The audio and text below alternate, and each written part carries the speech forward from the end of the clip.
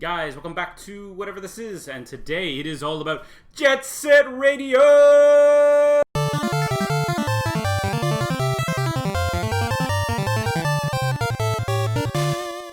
Sorry guys, it's time to talk about literally one of my favorite games. If not my favorite game, hands down. It's definitely in my top 5. With this game, it's called Jet Grind Radio in North America. The rest of the world knows it as Jet Set Radio.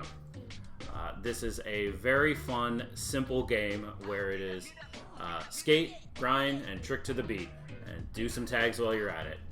I adore this game. From its art style, its music. I remember looking in magazines waiting for this to come out, in the official Dreamcast magazine, as this was like, aside from Shenmue that was coming out a few weeks after it, this was the game to get if you were a Dreamcast person when it was coming out. They put a good chunk of their marketing on it. This was going to be one of their big titles for that fall, and this was kind of one of the last big games to really come out on the Dreamcast that had that whole oomph just before the Dreamcast went kaput, which is always sad. The Dreamcast was such a good system. But if you haven't checked it out, this is a game I would say, whether you play it on Steam, I know it's backwards compatible on the Xbox, or if you still have your PS3 hooked up, you can give it a try there. This game is a little chunky, and it's still it's a little dated now.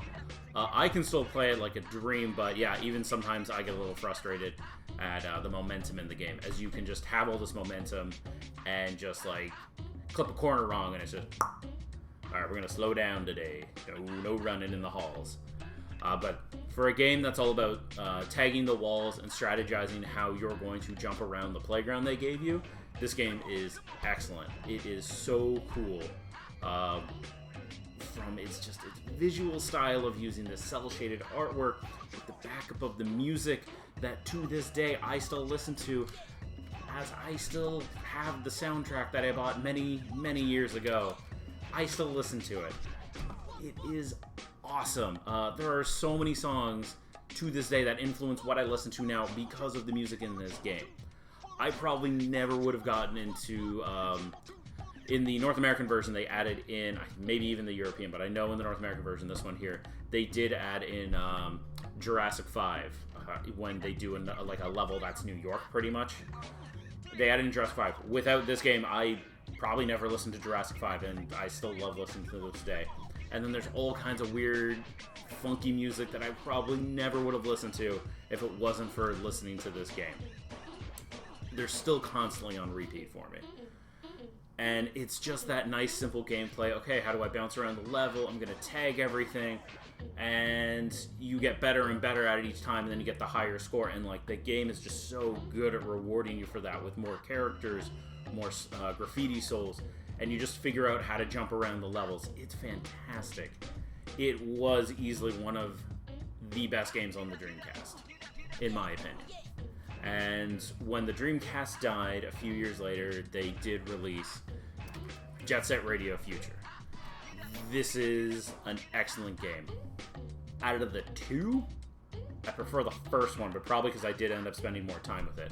But the sequel here was really cool, as they tried to speed up the game, so they made it more about zipping around the level, where with this one it was more about kind of strategizing how to go about the level, because like to this point I now know the best lines on where and which ones to tag first before the cops show up, so that then you don't get nailed by the cops while you're trying to tag all these big massive murals.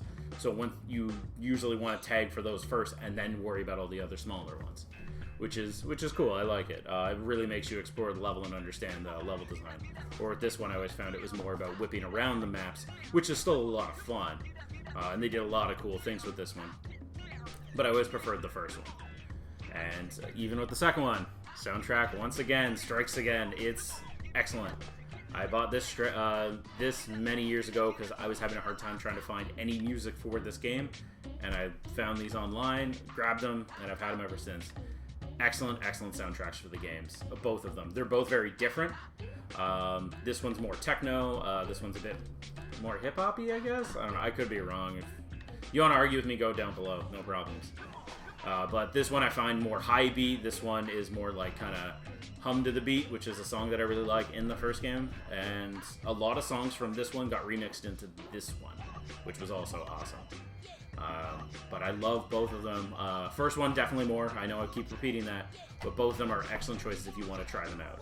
I will say this one's going to be the harder one to play because you actually have to play it on an original Xbox or a 360. If you got it, you're good to go, but it's not backwards compatible, which is weird. What's up, Microsoft? You got the first one. Where's my future? And one cool thing I have that I want to show off is I did find the strategy guide for this once. There was a game swap near my house, and they had it. I just saw it. It wasn't crazy overpriced because nobody cared about strategy guides, so I took it. I don't have many Dreamcast strategy guides, and I just thought, hey, strategy guide for Jet Grind Radio. That's pretty dope. I already know the game inside out. I don't need it, but super cool. So, with this game, like, when this game came out, I remember a law had passed in Canada that finally applied to video games where they kind of had to have both languages, English and French, on it. So, anytime it came to a Sega release, I guess Sega of Canada had to, like, quickly slap on the French packaging. So every game that was supposed to come out would take like an additional week or two to even show up. And I remember just waiting for this game to finally show up. And it did, and I just didn't stop playing it for easily like 6 months. I just found that gameplay loop so good and figuring out how to do it, trying to unlock all the characters. Now I can do that in like a day. No problem. You want the characters? Let me know, I'll help you out. I can do it all. Oh man, that original time with the game, just listening to this funky music that I've just never heard of, never experienced in my life, and just slowly becoming part of the music taste that I have nowadays is excellent. And its artwork is phenomenal. Just check out anything they've done for both games. It's so good. Even when like I disagreed with a character design, the one that always bugged me from jumping from both versions was Combo. Is he looked like he was a bigger dude in the original game, and then they made him like a scrawny guy in the second one. I wasn't a big fan of that. I liked his original design more. I also didn't really care much for Cube's design at first, but as time went on, I just realized, oh, they're the same, but they're different. And when it came to the sequel, I was working my first job at Walmart, and they put it on clearance. I would have been... The game came out, I believe it was early 2002, and I remember Walmart put it on clearance because no one was buying it. They cleared it out at like $20 because nobody wanted it. It price dropped like crazy, so I think it was 2003. They just wanted these games out of their store. So I grabbed it, and yeah, this is not my original version, as I've stated. I used to trade a lot, but yeah, that's how I originally bought this game and played it. I even went so far when it originally came out, I was freaking out that there was a new Jet Set Radio game. I begged my parents to rent an Xbox from Blockbuster just so I could play this game, and I think I got like halfway through it. Loved it. So then when I finally got my first job at Walmart, I did pick up an Xbox, but I had this game for like a month or two before I had enough money to actually buy the Xbox, which was fantastic to just be able to throw the Xbox down and slam in Jet Set Radio Future. It came with Halo. I just didn't care about Halo because this is Jet Set Radio. You don't do that. You play the Jet Sets. Fantastic game. And I know I'm constantly on repeat. I just really like these games, like a whole lot. So, I know I'm sounding like a broken record, much like these games have broken records in them. That's it for this week's episode, guys. Sorry for repeating myself a lot. Please check them out if you have the ability to. So take care. Have a good one.